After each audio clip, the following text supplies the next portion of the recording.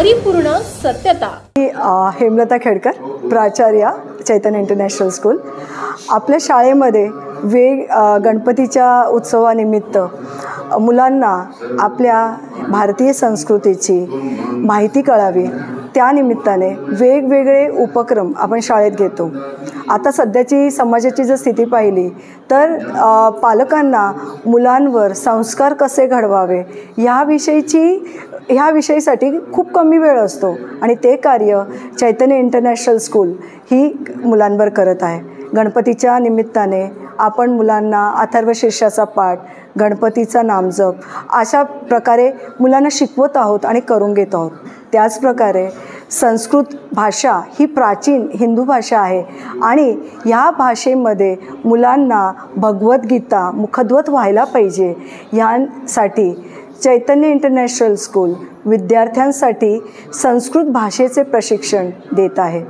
त्याचबरोबर आधुनिकता म्हणजे आपली परंपरा जोपासणं, त्याचबरोबर आपल्या मुलांना पुढे येणाऱ्या त्या टेक्निकल युगामध्ये आधुनिकतेचं पण शिक्षण दिलं पाहिजे, या निमित्ताने आपण शाळेमध्ये रोबोटिक्स, ॲबॅकस अशा प्रकारचे कोर्सेस आहेत जे विद्यार्थ्यांना शिकवायला सुरू केले आहे। जर पाहिलं असता या कोर्सेसची फी समाजात खूप जास्त आहे, पण आपण आपल्या विद्यार्थ्यांसाठी सगळ्यात कमी पैशामध्ये म्हणजे फक्त 1500 रुपये वर्षाला अशा याच्यात ॲबॅकसचं प्रशिक्षण मुलांना सुरू केलं आहे। त्याचबरोबर रोबोटिक्ससुद्धा फक्त ₹500 वर्षाचे अशा प्रकारे रोबोटिक्सचं प्रशिक्षण पण आपण विद्यार्थ्यांचं सुरू केलं आहे। मुलांची शारीरिक कुवत वाढावी, फिजिकल डेव्हलपमेंटसाठी सुद्धा आपण मलखांब ह्या भारतीय प्राचीन जी स्पोर्ट्सची पद्धती आहे ती मलखांब याचं प्रशिक्षण विद्यार्थ्यांना दिलं जातं।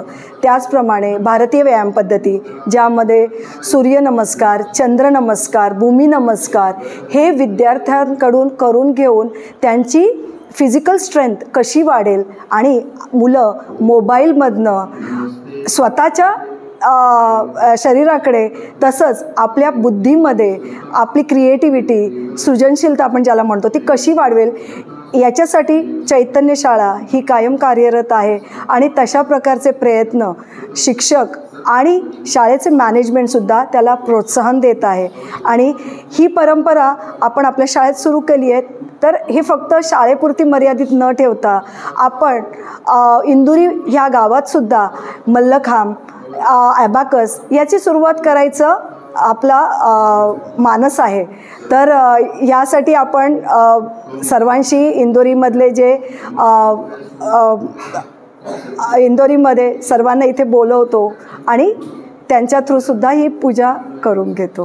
गणेश उत्सवाचं देखील एक वेगळं सेलिब्रेशन आपल्या शाळेमध्ये असतं आणि ह्या सगळ्याचा किती परिणाम आपल्या शाळेमध्ये करतो, कशा प्रकारचे संस्कार आपण इथे देत आहे?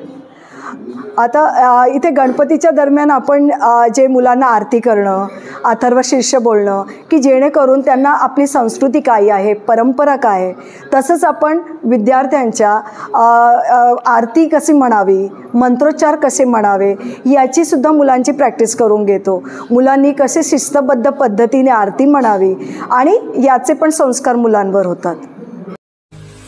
मावळ तालुक्यातील वास्तव पाहण्यासाठी मावळ सत्य लाईव्ह बुलेटिन न्यूज चॅनलला यूट्यूबवर सबस्क्राईब करा आणि बेल आयकॉन प्रेस करा।